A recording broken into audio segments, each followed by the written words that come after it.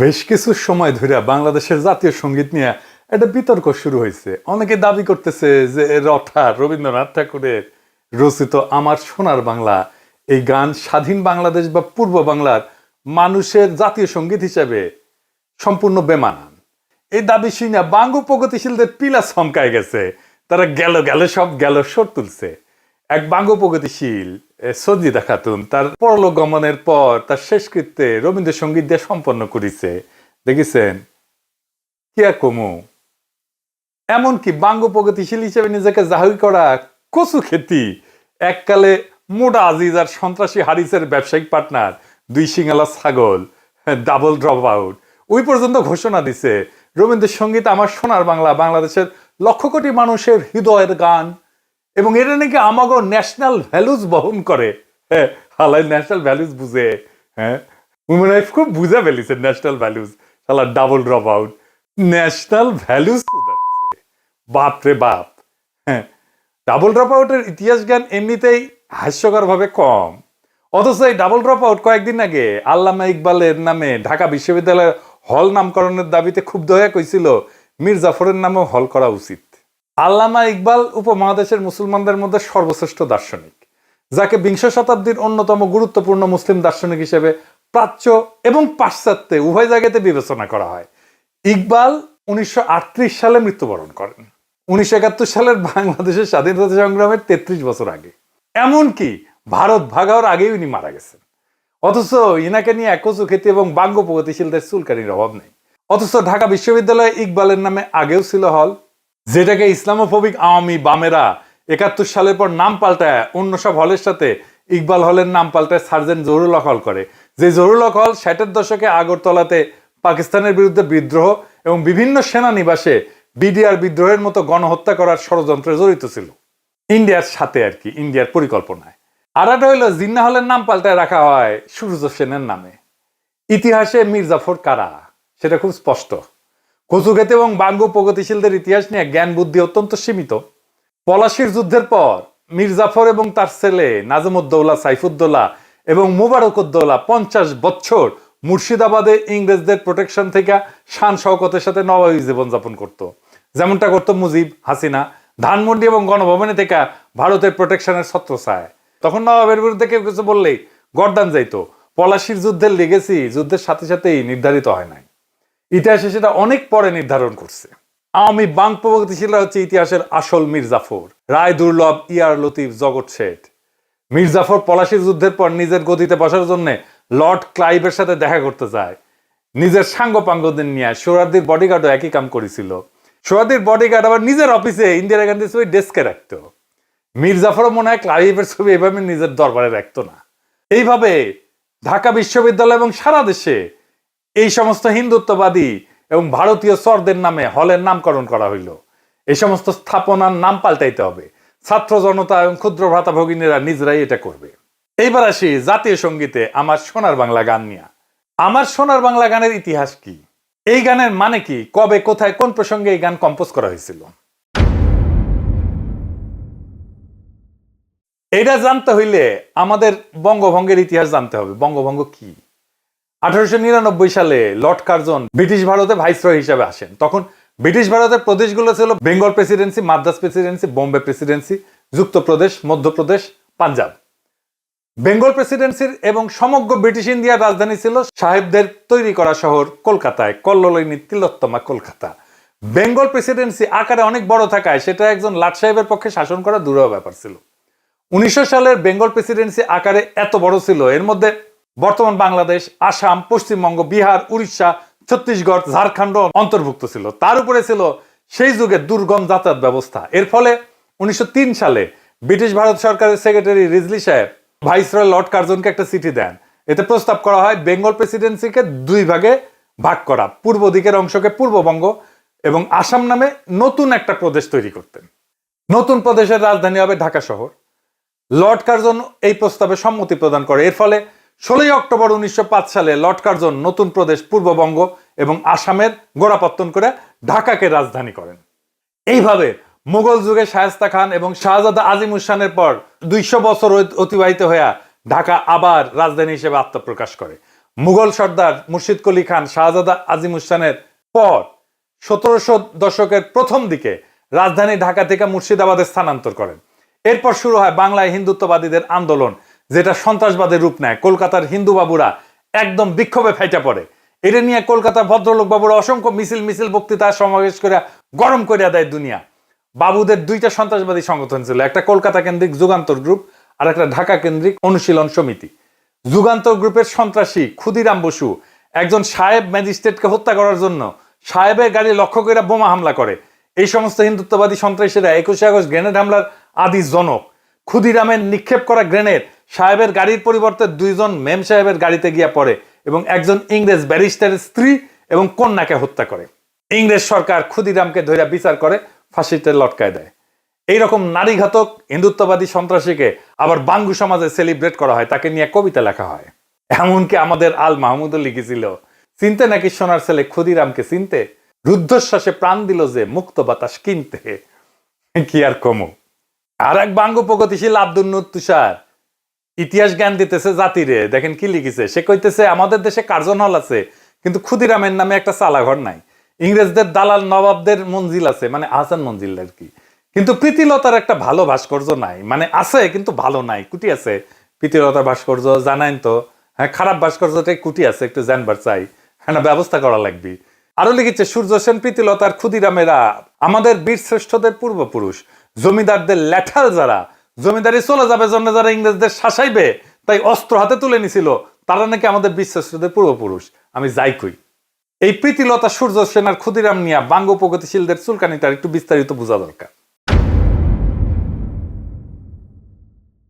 ব্রিটিশদের বিরুদ্ধে হিন্দু স্বার্থের জমিদার হিন্দু স্বার্থের আন্দোলন শুরু করছিল বঙ্গভঙ্গ রদ বাতিল করার দাবিতে কয়েকটা সশস্ত্র গ্রুপ করে। এই সময় ব্রিটিশদের বিরুদ্ধে অনুশীলন, যুগান্তর এই ধরনের সশস্ত্র দলগুলির তৎপরতা বাড়তে শুরু করছিল, যারা কালী ভক্ত হিসেবে দেবী মা কালীর পূজা কইরা সশস্ত্র সংগ্রামে ঝাঁপায় পড়ত। সশস্ত্র গ্রুপগুলো যে সশস্ত্র আন্দোলনে ঝাঁপায় পড়ছিল, এইটাকে তারা কলকাতার জমিদারদের স্বার্থে লেখা ইতিহাসে স্বদেশী আন্দোলন হিসেবে গাল ভরা নাম দিছিল। আর এই সময়টাকে একটা ফাঁপা বিপ্লবী বানায় অগ্নি যুগ নামে ডাকা শুরু করছিল। কিন্তু আমাদের খেয়াল করতে হবে, ব্রিটিশ বিরোধী আন্দোলন মানে সেটা অ্যান্টি কলোনি মুভমেন্ট না। আমাদের পূর্ববঙ্গের স্বার্থের প্রশ্নে বিচার করলে অনুশীলন, যুগান্তর ধরনের সশস্ত্র গ্রুপগুলোর জন্মই হয়েছিল কায়েমি জমিদার হিন্দু স্বার্থে। মুসলমান প্রজা বাঙালির উপরে যারা ছিল খড়গহস্ত, অবশ্যই প্রজাদের স্বার্থের পক্ষে তারা ছিল না। 1905 সালে বঙ্গভঙ্গ এবং ইতিহাসের দিকে তাকান, রবীন্দ্রনাথ সহ বিশিষ্ট হিন্দুদের নেতৃত্বে যে বঙ্গভঙ্গ রদের আন্দোলন হয়েছিল, এই আন্দোলন ছিল আমাদের পূর্ববঙ্গের মানুষের স্বার্থ বিরোধী। জমিদার বাঙালির সাথে ঘা মারছিল এই বঙ্গভঙ্গ, কারণ নতুন প্রশাসনিক ব্যবস্থার কারণে কলকাতার প্যারালাল ঢাকা একটা নতুন রাজধানী হয়ে উঠতেছিল। ফলে পূর্ববঙ্গ থেকে কলকাতা শহরে কৃষির উদ্বৃত্ত সাপ্লাই লাইন অনিশ্চিত হয়ে পড়তেছিল। পূর্ববঙ্গের কৃষির উদ্বৃত্ত দিয়ে তৈরি হয়েছিল কল্লোলিনী তিলোত্তমা কলকাতা। আর এই ঘটনার পটভূমিতে কথিত ফাঁকা আলাপের স্বদেশী আন্দোলনের সূত্রপাত। তাহলে হিসাব করেন যে বঙ্গভঙ্গ ব্রিটিশেরা চালু করছিল, পিছিয়ে থাকা পূর্ববঙ্গ আসামের মুসলমানদের স্বার্থের পক্ষে, যেখানে রাজধানী হিসেবে ঢাকা শহর গুরুত্বপূর্ণ হওয়ার সুযোগ তৈরি হইতেছিল। এখানে আপনি কার পক্ষে যাইবেন? যে জমিদার বাবুরাই বঙ্গভঙ্গ বাতিল করলেন তাদের পক্ষে? যে অনুশীলন, যুগান্তর ধরনের সশস্ত্র গ্রুপগুলো ছিল জমিদার শ্রেণীর স্বার্থে, আপনি কি তাদের হিরো বানায় বন্দনা করবেন? আপনার চাষাভূষা পূর্বপুরুষদের সাথে গাদ্দারি করতেছেন?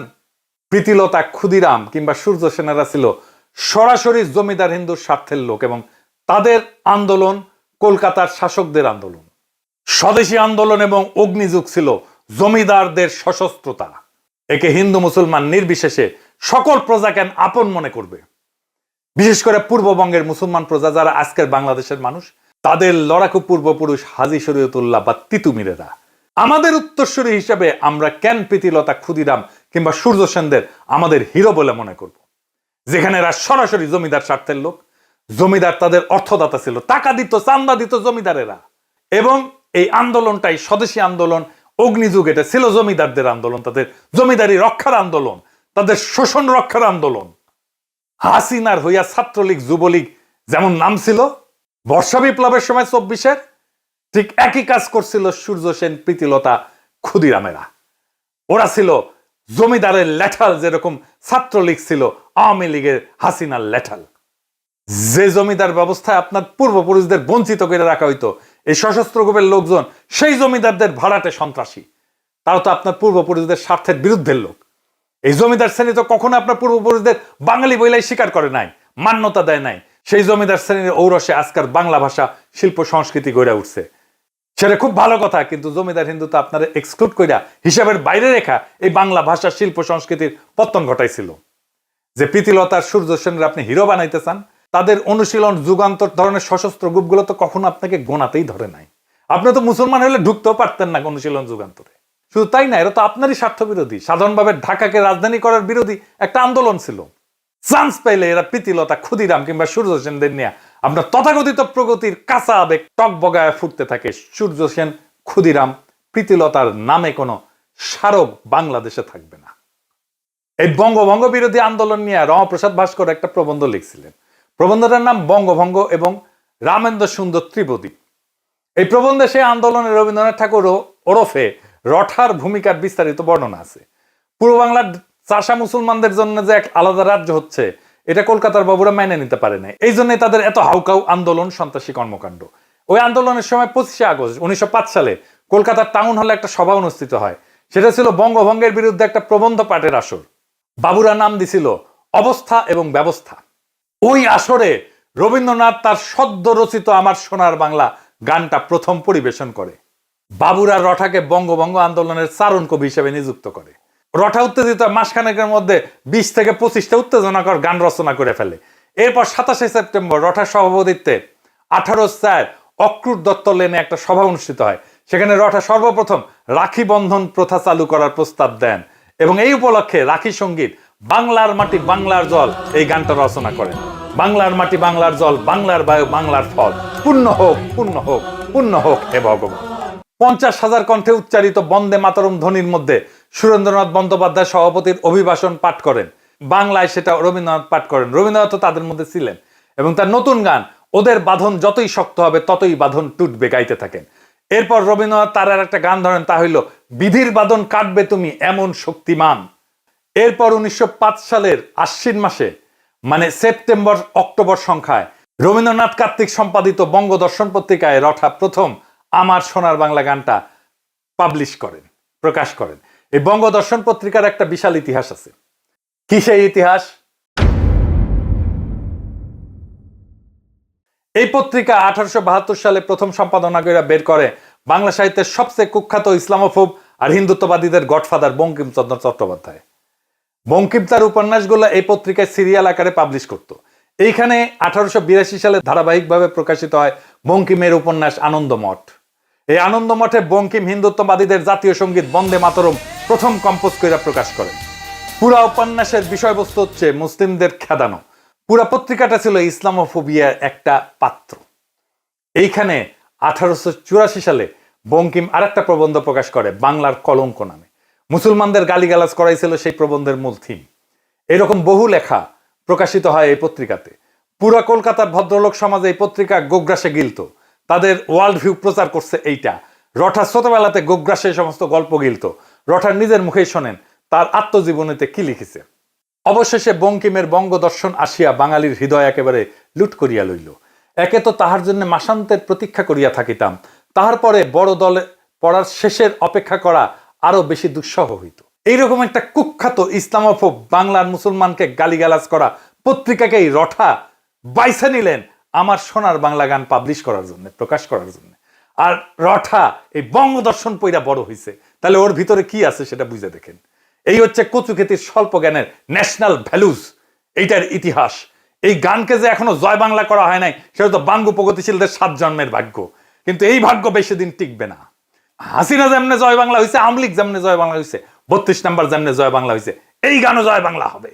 এরপর বঙ্গভঙ্গ রদ করার এরকম অপচেষ্টাকে প্রতিহত করার জন্য 1906 সালের ডিসেম্বর মাসে ঢাকায় নওয়াব সলিমুল্লাহ তার বাড়ি আহসান মঞ্জিলে সমগ্র ভারতবর্ষের মুসলমান নেতাদের আমন্ত্রণ জানান। উপলক্ষ ছিল অল ইন্ডিয়া মোহামেডান এডুকেশনাল কনফারেন্সের মিটিং।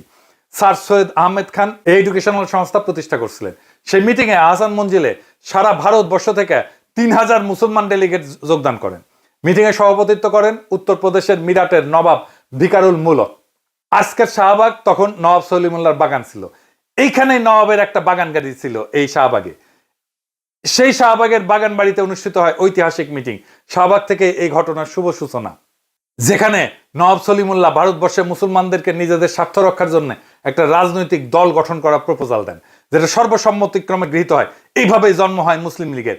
স্যার সৈয়দ আহমেদ খানের ঘনিষ্ঠ বন্ধু নওয়াব মহসিন মুলককে করা হয় মুসলিম লীগের সেক্রেটারি এবং সংবিধানের মূল লেখক। লীগের প্রথম অনারারি প্রেসিডেন্ট করা হয় ইমাম আগা খানকে। কলকাতার বাবুদের আন্দোলন আর তাদের সন্ত্রাসীদের সন্ত্রাসে অবশেষে ইংরেজ সরকার হার মানে। 1911 সালের ডিসেম্বর মাসে রাজা পঞ্চম জর্জ ভারতের দরবারে আসেন। তখন ইংরেজ সরকার সিদ্ধান্ত নেয় তারা এই বঙ্গভঙ্গকে রদ করবেন। রাজা দরবারে এই প্রক্লেমেশন জারি করেন। রঠাই আনন্দে রচনা করে ফেলেন, জনগণ মন অধিনায়ক জয় হে, ভারত ভাগ্য বিধাতা। শুনেন, এই জনগণ মন আজ ভারতের জাতীয় সঙ্গীত। জনগণ মন অধিনায়ক জয় হে, ভারত ভাগ্য বিধাতা।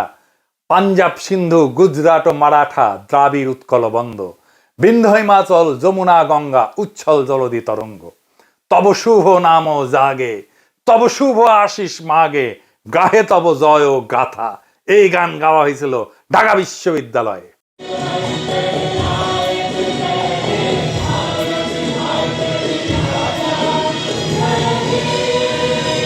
রটা নিয়ে একটা মজার গল্প শোনায়। রটা কিন্তু মেয়েলি ভয়েসে কথা কইতেন। এটা নিয়ে প্রখ্যাত সাহিত্যিক সাংবাদিক আবুল কালাম শামসুদ্দিনের একটা ঘটনা আছে উনার আত্মজীবনীতে, অতীত দিনের স্মৃতি বইতে। আবুল কালাম শামসুদ্দিন তার বন্ধু কাজী নজরুল ইসলামের সাথে সত্যেন্দ্রনাথ দত্তের মৃত্যুতে আয়োজিত একটা স্মরণ সভায় গেছিলেন। সেখানকার অভিজ্ঞতা শুনেন। যথাসময়ে সভা মঞ্চে আপন আসন থেকে রবীন্দ্রনাথ উঠে দাঁড়ালেন। হঠাৎ নারী কণ্ঠ শুনে চমকিত হলাম। কোথা থেকে নারী কণ্ঠের কবিতা আবৃত্তি ভেসে আসছে বুঝতে না পেরে চারিদিকে চাইতে লাগলাম। মনে হলো সভা মঞ্চ থেকে স্বর ভেসে আসছে। নজরুলকে জিজ্ঞাসা করলাম, কবিতা আবৃত্তি করছেন কে? নজরুল হেসে বললেন, রবীন্দ্রনাথের মুখের দিকে চেয়ে দেখুন তো। চেয়ে দেখলাম, তাই তো, মুখ নড়ছে, কিন্তু এ নারী কণ্ঠ কেন? নজরুল বললেন, তার কণ্ঠস্বরই এরূপ। আমি বিস্মিত হলাম। এমন নারী কণ্ঠের স্বর যে কোনো পুরুষের থাকতে পারে এ ধারণা আমার ছিল না। রঠার অখণ্ড সোনার বাংলা ছিল অখণ্ড ভারত মাতার একটা অংশ। এই গান কিভাবে কোন যুক্তিতে স্বাধীন বাংলাদেশের জাতীয় সঙ্গীত হয়? যারা এই গানকে বাংলাদেশের জাতীয় সঙ্গীত হিসেবে গৃহীত করাইছে তাদের মধ্যে মুখ্য চরিত্র হচ্ছে কুখ্যাত ভারতের দালাল রয়্যাল এজেন্ট চিত্তরঞ্জন সুতারের সহচর সিরাজুল আলম খান, যাদের উদ্দেশ্যই ছিল পূর্ব বাংলাকে ভারতের সাথে যোগ করানো। ঠিক এই উদ্দেশ্যেই তারা এই গানকে বাংলাদেশের জাতীয় সঙ্গীত বানাইছে। সিরাজুল আলমের সহচর জাসদের মহিউদ্দিন তার বইতে কি লিখেছে দেখেন। সিরাজুল আলম খান তখন কলকাতার ভবানীপুরে রাজেন্দ্র প্রাসাদ রোডের চিত্তরঞ্জন সুতারের বাড়িতে ঘুমায়। হ্যাঁ, ওর বাড়িতেই থাকতো। চিত্তরঞ্জন সুতারের কার্যকলাপ আমি আগের এপিসোডে আলোচনা করছি। সুতার বাংলাদেশেও রয়ের ফান্ডিং নিয়ে সশস্ত্র বঙ্গভূমি আন্দোলন করছিল। এই সুতার 71 সালে ইন্দিরা গান্ধীকে বারবার বলছিল ভারত মাতা যেন বাংলাদেশকে সম্পূর্ণভাবে নিজের সাথে যুক্ত করিয়া পশ্চিম বাংলার সাথে যোগ করিয়া রবীন্দ্রনাথের অখণ্ড সোনার বাংলা প্রতিষ্ঠা করে। জাতীয় সঙ্গীতের সিদ্ধান্ত সিরাজুল আলম খান কিভাবে নেয় সেটা এখন শুনেন। 2 মার্চ বিকালে সিরাজুল আলম খান ইকবাল হলের ক্যান্টিনে ছাত্রলীগের একদল নেতা কর্মীকে নিয়ে বসলেন। কিছু কিছু বিষয়ে দ্রুত সিদ্ধান্ত নেওয়ার দরকার ছিল। তিনি কিছু একটা বলছেন আর কেউ একজন নোট নিচ্ছেন। তিনি বললেন, জাতীয় পতাকা কেমন হবে? কয়েকজন বলল, আজ বটতলায় যেটা তোলা হয়েছে সেটাই হোক।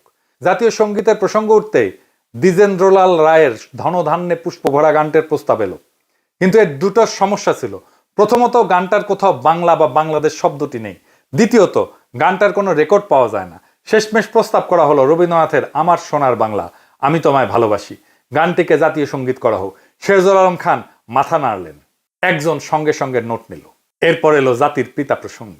রঠা কখনোই বাঙালি জাতীয়তাবাদী ছিল না। কলকাতার কোনো হিন্দুই বাঙালি জাতীয়তাবাদী হয় না। পশ্চিম বাংলার সকল হিন্দু বুদ্ধিজীবী এলিট সবাই সর্বভারত প্যান ইন্ডিয়ান অখণ্ড হিন্দু ভারতে বিশ্বাস করত এবং করে এবং করবে।